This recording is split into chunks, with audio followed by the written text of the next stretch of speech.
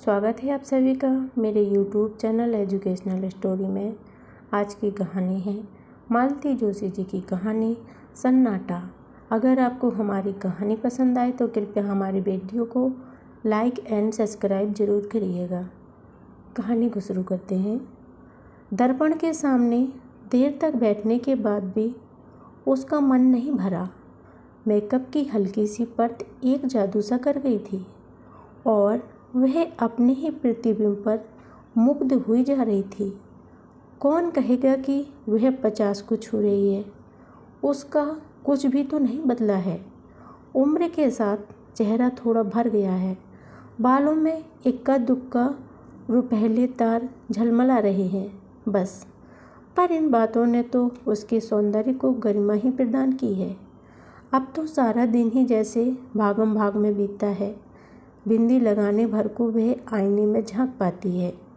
नहीं तो एक समय वह भी था जब वह घंटों आईने के सामने बैठकर निहारा करती थी। उन दिनों कॉलेज भर में उसके रूप के चर्चे थे। इसी रूप जाल ने तो गिरीश को बांधा था। इसी के बल पर तो वह बिना किसी दान दहेज के इतने बड़े घर में आ गई थी। बड़ा घर याद आते ही उसका मन ऐसा कसैला हो उठा जैसे दांतों के नीचे कोई कड़वी चीज आ गई हो। बीते दिनों की स्मृतियों ने कोई मधुर रागनी नहीं छेड़ी, बल्कि मन में एक टीस सी उठी। वह एक झटके के साथ उठी और कपड़ों की अलमारी के सामने जाकर खड़ी हो गई। बेकार की बातों से वह इस समय अपना अच्छा भला मूड बिगाड़ना नहीं चाहती थी। साड़ी का चुनाव वाकई एक समस्या थी। अपनी रोज़मर्रा की साड़ियों की ओर तो उसने झांका भी नहीं।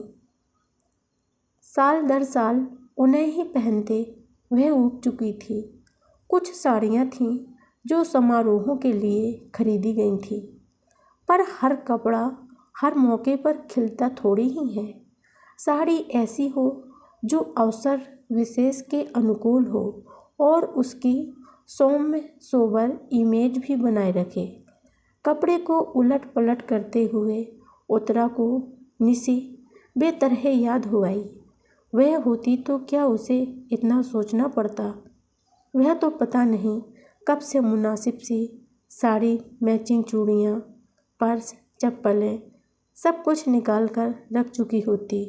उसके रहते मजाल थी कि मम्मी उल्टा सीधा पहनकर यह बेतरतीबी से बाल लपेटकर बाहर चली जाए। कपड़े ही नहीं, उसका तो घर की हर समस्या पर अधिकार था। कोई भी काम उस पर छोड़कर निश्चिंत हुआ जा सकता था। उसके रहते घर कैसा भरा भरा सा लगता था। इस तरह दीपों में बटा हुआ नहीं था। उत्तरा को PhD मिली थी तब निसी मुश्किल से 16 की रही होगी। स्टाफ मेंबर्स पार्टी के लिए इसरार कर रहे थे। उत्तरा ने सोचा था वहीं कैंटीन में कुछ खिला पिला देगी, पर निसी अड़ गई। कॉलेज में क्यों मम्मी? क्या तुम्हारा घर नहीं है? और पार्टी का सारा प्रबंध उसने अकेले ही किया। खाना तो खैर बनवाया गया था, पर प्लेटें, चम्मच, नैपकिन्स, बर्फ, यहाँ तक कि पान सुपारी और जर्दे की व्यवस्था भी उसने इतनी सुघड़ता से की थी कि सब चकित रह गए। लोग अब फिर पार्टी मांग रहे हैं, पर अब उत्तरा की हिम्मत टूट गई है। यूँ कहने को तो घर में आंसू भी है, पर आंसू उसने आवाज़ दी, पर जैसा कि वह जानती थी कोई जवाब नहीं आया। आजकल तो वह बस अपने पापा के आसपास ही मंडराया करती है। निसी थी तो आंसू भी उसके साथ लगी रहती थी। उसकी शादी क्या हुई, दोनों ही लड़कियां हाथ से निकल गई। आंसू, इस बार आवाज़ थोड़ी ऊंची थी और तल्ख भी। क्या है मम्मी? मूर्तिमान बेजारी बनकर आंसू सामने आकर खड़ी हो गई। उसके लहजे से उत्तरा का पारा चढ़ गया। वह भूल सी गई कि क्यों बुलाया था। रूखे स्वर में पूछा, तुम अभी तक तैयार नहीं हुई? चलना नहीं है क्या? कहाँ? ओह, आज आपका फंक्शन है ना? सॉरी मम्मी, मेरा जाना नहीं हो सकेगा। क्यों? पापा को बुखार है। कोई नई बात है? नई ना सही, पर ऐसी स्थिति में उन्हें अकेला तो नहीं छोड़ा जा सकता ना। 2 घंटे महादेव उनके पास बैठ सकता है। सो तो है, पर मम्मी वहाँ सारी साहित्यिक बातें होंगी, मेरी समझ में तो कुछ आएगा नहीं, पैसे ही बोर हो जाऊंगी। ठीक है, उत्तरा ने विषय समाप्त करते हुए कहा। आंसू जैसे प्रतीक्षा ही कर रही थी, तुरंत पलटकर चल दी। उत्तरा देर तक उसे देखती रही। इन दिनों वह एकदम अपनी माँ की प्रकृति सी बनती जा रही है, पर मन से कितनी दूर फिक गई है। इसके विपरीत निशी एकदम अपने पापा पर गई है, पर बचपन से ही वह मम्मी की बेटी रही है। पिछले दिनों तो वह बेटी से भी ज़्यादा सखी बन गई थी। कोई भी बात उससे निसंकोच कहकर वह हल्का हो लेती है। निशी अपनी बड़ी बहन की तरह उसे सांत्वना देती, धीरज बंधाती। कभी कभी तो उसका पक्ष लेकर पापा से भिड़ भी जाती थी। शादी होते ही लड़कियां कितना बदल जाती हैं। सारी माया ममता पता नहीं कहाँ खो जाती है। अब तो बस निखिल और मंटू निशी की दुनिया इन दोनों में ही सिमट कर रह गई है। मम्मी दोबारा अपनी बेजारी जताते हुए आंसू सामने खड़ी हो गई थी। वे लोग आ गए हैं। अरे 4 बज गए क्या? उसने चौंक कर घड़ी देखी। आंसू उन्हें बिठाओ, पानी वानी पिलाओ, मैं बस आ रही हूँ।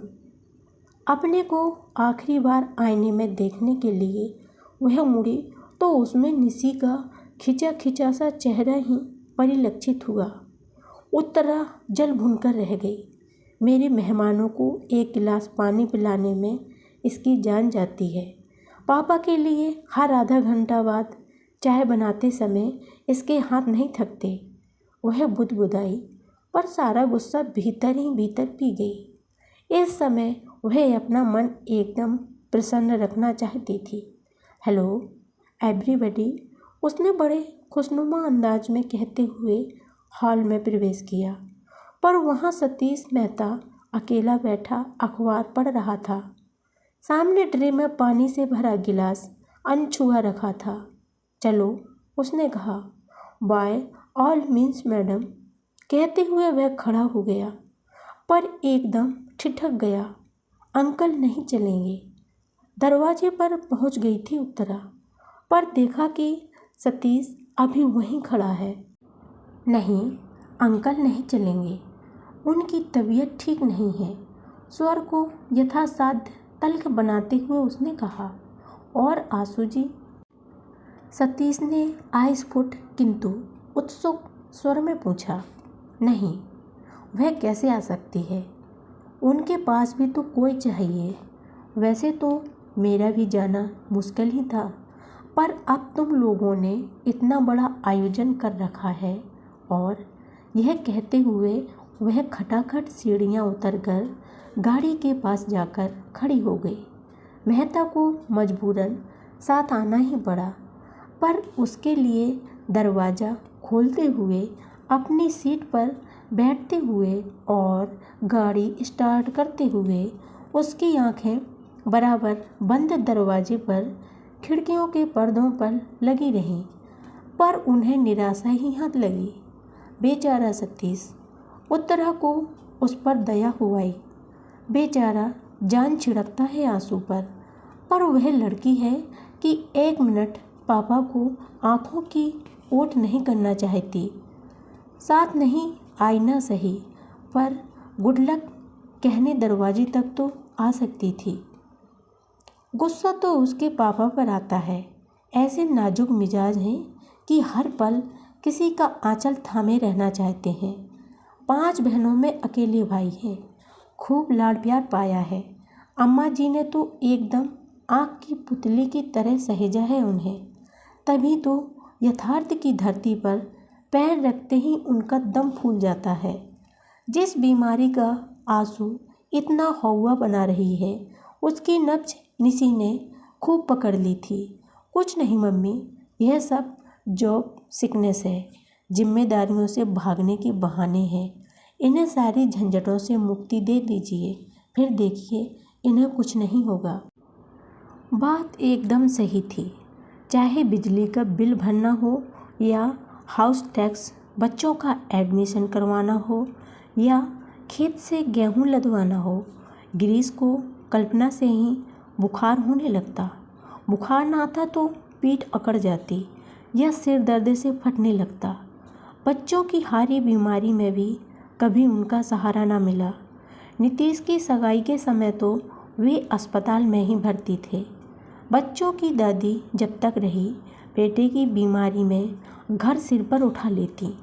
उनकी इस हाय तौबा में मूल प्रश्न जाने कहाँ बिला जाता। बहू को बार बार कोसती। अकेला आदमी बेचारा कहाँ तक बोझ ढोता फिरेगा। एक लड़का ही अगर हो जाता। यह बात वे कुछ इस अंदाज में कहती मानो बेटा होता तो सीधा झूले से उतरकर बाप का हाथ बटाने पहुंच जाता। अम्मा जी की मृत्यु के बाद तो गिरीश एकदम जैसे निराश्रित हो गए। पहले तो उन्होंने उत्तरा का सहारा लेना चाहा, पर वैसी संवेदनशील सेवा वह कैसे करती, कब करती? आखिर बच्चे भी तो उसी को पालने थे। नौकरी भी अब उसके लिए शौकिया नहीं रही थी, वह जीवन की अनिवार्य आवश्यकता बन गई थी। बड़ा घर मात्र एक छलावा था। सारे सब्ज बाग दूर के ढोल निकले।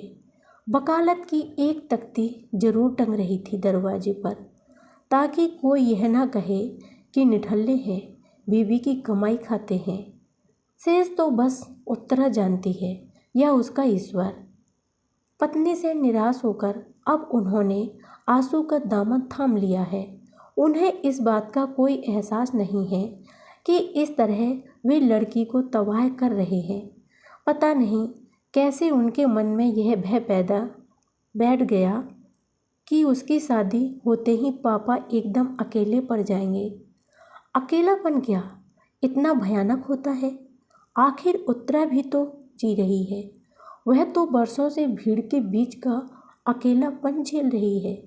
उसने तो कभी शिकायत नहीं की। मैडम, वह जैसे हड़बड़ाकर तंद्रा से जागी। गाड़ी मछली की तरह फिसलती हुई कब कॉलेज पहुंच गई उसे पता ही नहीं चला। पोर्च में उसके कुछ कनिष्ठ सहयोगी और विभाग के छात्र छात्राएं स्वागत के लिए खड़े थे। गाड़ी से उतरते समय उसकी मनाह स्थिति बड़ी अजीब सी थी।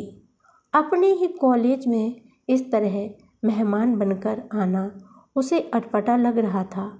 वह तो बार बार मना करती रही, पर बच्चे माने ही नहीं। उसका गौरव, उसका सम्मान जैसे सबका हो गया था। इसे वे कैसे व्यर्थ होने देते? यह सब कुछ इतना अनपेक्षित था कि उत्तरा स्वयं हैरान रह गई थी। बरसों के अध्ययन और परिश्रम के बाद उसने एक भारी भरकम पुस्तक लिख डाली थी, भारतीय नारी की सामाजिक चेतना का उदय और विकास। बड़ी मुश्किल से तो वह कोई प्रकाशन जुटा पाई थी। उसने उस समय बस यही आशा की थी कि शिक्षा मंत्रालय द्वारा खरीद ली गई तो पुस्तक कॉलेज के पुस्तकालयों में पहुंच जाएगी। 4 लोग इसे पढ़ेंगे तो उसका श्रम सार्थक हो जाएगा। पर आश्चर्य, पुस्तक तो अकादमी पुरस्कार जीत लाई। उसे तो सुनकर कानों पर विश्वास ही नहीं आया था।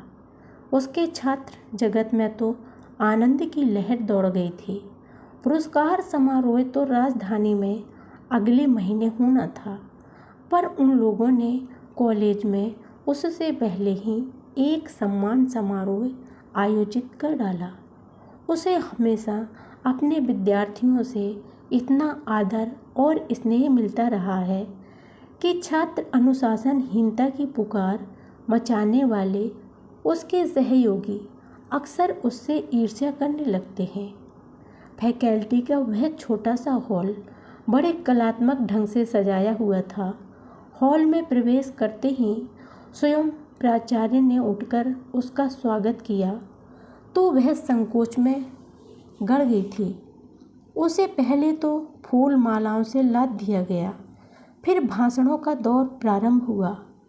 छात्र तो उसकी इस उपलब्धि पर गदगद थे ही, पर कुछ सहकर्मियों ने भी जब उसकी प्रशंसा के पुल बांध दिए तो उसे सुखद आश्चर्य हुआ। प्राचार्य महोदय भी दो शब्द बोले।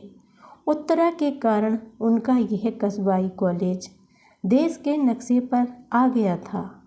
प्रमुख अतिथि थे जिलाधीश महोदय। उसे सम्मान का प्रतीक वीणा पाणी की मूर्ति भेंट करते हुए उन्हें भी औपचारिकतावश स्तुति में दो शब्द कहने ही पड़े।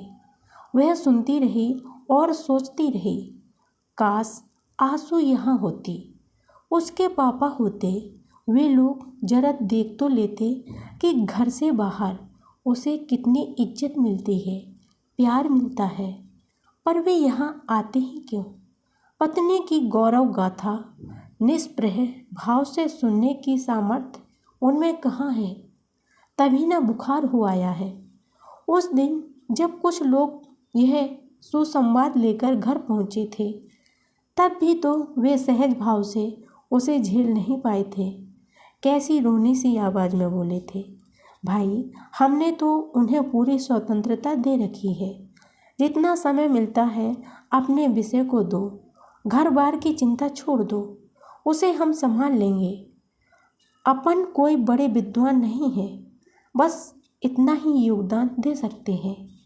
उनके हर शब्द से झांकते हीनता बोध ने उसे उतना ही कचोटा जितना उनके झूठ ने। मन हुआ सबके सामने उन्हें बेनकाब कर दे, बता दे कि वे कितना घर द्वार देखते हैं, पर चुप बनी रही।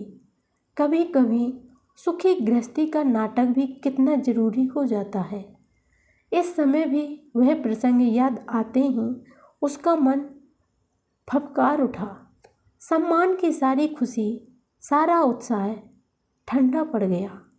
रात भर जागकर एक आलेख तैयार किया था, पर बोलने के लिए खड़ी हुई तो एक शब्द भी याद नहीं आया।